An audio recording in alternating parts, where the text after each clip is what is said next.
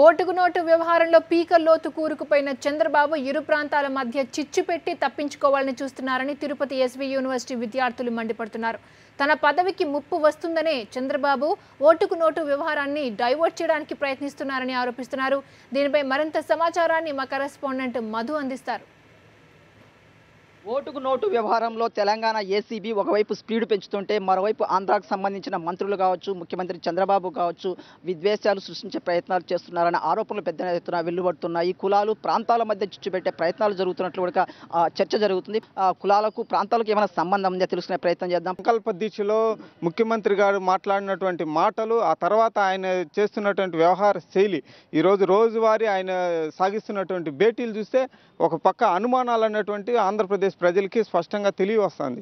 కాబట్టి తన యొక్క నిజాయితీని నిరూపించుకోవాలంటే ఏసీబీ కనుక నోటీసులు జారీ చేస్తే ఖచ్చితంగా ఆయన తన పదవికి నుంచి తప్పుకొని వేరే వాళ్ళకి అవకాశం ఇవ్వాల్సి వచ్చింది. ఖచ్చితంగా దీనిపైన సుప్రీంకోర్టు చేత న్యాయ విచారణ జరిపించాల్సినటువంటి అవసరం ఉంది. ఏసీబీ చూసుకుంటుంది, నువ్వు చట్టం తప్పు చేయనప్పుడు చట్టం తన పని చేసుకుంటూ పోతుంది. మీకెందుకు భయము? అధికారులు మీకు ఎందుకు భయము? ప్రజలకి, రాష్ట్ర మంత్రులకి ఎందుకు భయం? ఓన్ని స్టేట్మెంట్లు ఇచ్చుకుంటా ప్రజలకి ఏదో మాయమబ్బులు పెట్టి మేము చేస్తున్నాం. మీరు అవన్నీ అరాద్ధాంతాలు పెట్టింది, చట్టం తన పని చేసుకుంటారు. ప్రజలకి ఏం చేయాలనేది మీరు ఆలోచన చేయండి. ప్రజలకి ఏం చేయాలంటే మీరు ఈరోజు ఒక్కదాన్ని ప్రజల సమస్యల మీద పరిష్కరించడంలో విఫలమైంది ఈ తెలుగుదేశం పార్టీ విఫలమైంది అని చెప్పేసి మేము డిమాండ్ చేస్తున్నాం. మీరు చెప్పండి, ఇవాళ చంద్రబాబు తీరును ఏ విధంగా చూడాలి? కులాలు మతాల మధ్య నిజంగా విభేదాలు ఉన్నాయా ఈ కేసు? ఎందుకంటే ఈ వ్యవహారంలో కీలక స్థాయిలో ఉంది. ఏసీబీ అధికారులు మొత్తం కూడా నిగ్గుదేల్చి ఎవరైతే చట్టానికి అతీతంగా వ్యవహరించారో, ఎవరైతే ఈ తప్పుడు పద్ధతిలో ఓటుతో నోటును కొనుక్కొని చూశారో, ఈ విధంగా నోటుకు అమ్ముడు పోవాలా, లేకపోతే కనుక ఎవరైతే కనుక తీసుకుంటున్నవారో అలాగే ఇచ్చేవాళ్ళు ఇద్దరి మీద కూడా దర్యాప్తు చేపట్టి వాళ్ళని అరెస్ట్ చేసి తక్షణమే రిమాండ్కి పంపించాలని చెప్పి ఆమ్ ఆద్మీ పార్టీ డిమాండ్ చేస్తున్నారు. ఎందుకంటే సామాన్యమైన ప్రజలు ఈ రోజున ట్యాక్స్ కడుతున్నారు. ఈ ట్యాక్స్ డబ్బుల్ని పదవీదారు అనుభవించి ప్రజలకు న్యాయం చేయాల్సినట్టు మీరు ఈరోజు తప్పుడు పద్ధతిలో ఉద్దేశపూర్వకంగా ప్రజల మధ్య విద్వేషాలు రెచ్చగొట్టాలని చంద్రబాబు నాయుడు కూడా చూస్తున్నారు. అంటే అసలు వాస్తవంగా హైదరాబాద్, ఈ నేపథ్యంలో హైదరాబాద్లో తెలుగు వాళ్ళ పరిస్థితి ఏంటి, ముఖ్యంగా ఆంధ్రవాసుల పరిస్థితి చంద్రబాబు మాటల ద్వారా, చంద్రబాబు నాయుడు మాటల ద్వారా సంబంధించినటువంటి ఇప్పటికీ హైదరాబాద్లో అనేక మంది ప్రజలు అక్కడ నివాసం ఉంటున్నారు.